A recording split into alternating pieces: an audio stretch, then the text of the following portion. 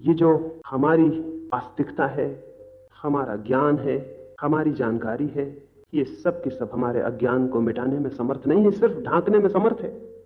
और ढका हुआ अज्ञान खतरनाक है। रामकृष्ण कहते थे, एक आदमी बचपन का अंधा था, वो अपने एक मित्र के घर मेहमान हुआ। मित्र ने बहुत बहुत मिठाइयां बनाई उसके स्वागत में। उसने किन्हीं मिठाइयों के संबंध में पूछा कि ये कैसे बनी है, तो मित्र ने कहा कि ये दूध से बनी है।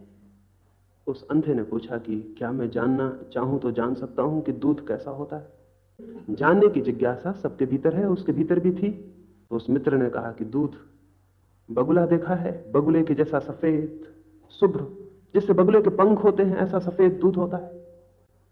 उस मित्र ने कहा कि दूध की बात तो वहीं रही, अब पहले मुझे ये बताओ ये बगुला क्या है और कैसा होता है, क्योंकि मैंने तो कभी बगुला देखा नहीं। मेरा पहला प्रश्न तो अपनी जगह रहा, मुझे दूसरे प्रश्न का पहले उत्तर दो। मित्र ना समझ रहे होंगे, अब भी उनको ख्याल नहीं आया कि वो क्या कर रहे हैं। मित्र की पत्नी ने अपना हाथ ऊपर उठाया और उस अंधे आदमी को कहा, मेरे हाथ पर हाथ फेरो। जैसा मेरा हाथ लंबा है ऐसे ही बगुले की गर्दन होती है, जैसा मेरा हाथ झुका है ऐसा ही उसका सिर झुका होता है। उस अंधे आदमी ने उसकी पत्नी के हाथ पर हाथ फेरा और फेर के वो खुशी से भर गया और उसने कहा कि मैं समझ गया दूध कैसा होता है, मैं समझ गया, मुड़े हुए हाथ की भांति दूध होता है। तब वो मित्र बहुत परेशान हुए। इससे तो बेहतर था कि यह अंधा आदमी जानता कि मैं नहीं जानता हूं कि दूध कैसा होता है। ये इसका जानना तो बहुत खतरनाक हो गया। उसने कहा कि मुड़े हुए हाथ की भांति दूध होता है, मैं समझ गया, मैं बिल्कुल समझ गया। वो उसे रोकने लगे कि तुम ठहरो समझने में, थोड़ा रुको, इतनी जल्दी मत करो। पर उसने कहा कि नहीं, मैं समझ गया, अब और क्या है समझने में। दूध बगुले की भांत होता है, बगुला मुड़े हुए हाथ की भांत होता है, मतलब गणित सीधा है। दूध मुड़े हुए हाथ की भांत होता है। ये जिस अंधे आदमी को जो दूध का ज्ञान हुआ, परमात्मा का सारा हमारा ज्ञान ऐसा ही है, मुड़े हुए हाथ की भांति। हम परमात्मा को नहीं जानते, अंधा आदमी दूध को नहीं जानता।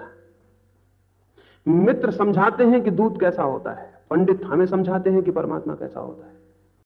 न तो मित्र अंधे आदमी से कहता है कि मैं न समझाऊंगा, समझाना व्यर्थ है, समझाया नहीं जा सकता। आंख हो तो समझा जा सकता है, अन्यथा नहीं समझाया जा सकता। मित्र ये नहीं कहता है, पंडित भी ये नहीं कहता है कि आंख हो तो समझा जा सकता है। मित्र भी समझाता है, पंडित भी समझाता है, और हम समझ लेते हैं। और तब हमारी समझ इस तरह की होती है, हिंदू एक तरह का भगवान बनाता है, मुसलमान दूसरे तरह का भगवान बनाता है, क्रिश्चियन तीसरे तरह का भगवान बनाता है। दुनिया में न मालूम कितने तरह के भगवान पैदा हो जाते हैं।